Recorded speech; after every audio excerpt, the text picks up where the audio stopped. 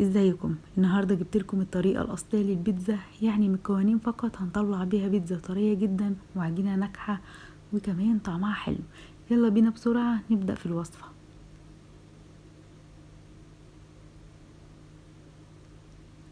اول حاجه هنجهزها كوبايه ونص من الميه دي كانت سخنه، سبتها لحد لما بقت دافيه.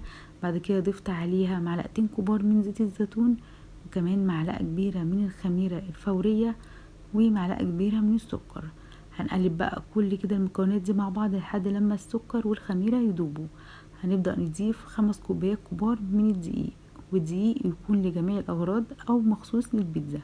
هنقلب بقى كده، بعد كده هنعجن لحد لما تتشكل معانا عجينه تكون طريه وتلم معانا كده كوره، يبقى كده تمام جدا. هندهنها زيت وهنغطيها ونحطها في مكان دافي لحد لما حجمها يتضاعف ولحد لما تخمر.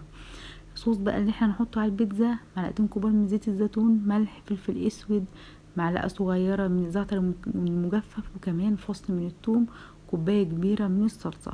هنسيبهم بقى كده مع بعض لمده 5 دقايق على النار لحد لما نشوف هنعمل ايه في العجينه تمام كده خمرت معانا وخرجت منها الهواء.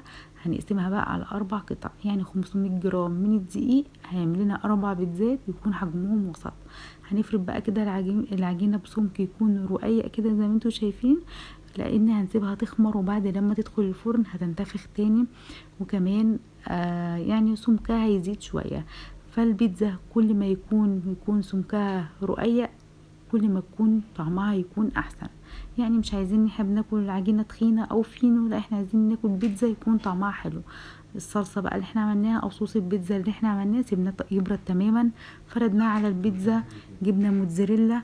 بعد كده هنضيف بقى اي حاجه موجوده عندنا. كان عندي بقى فلفل الوان وسوسيس وكمان زيتون.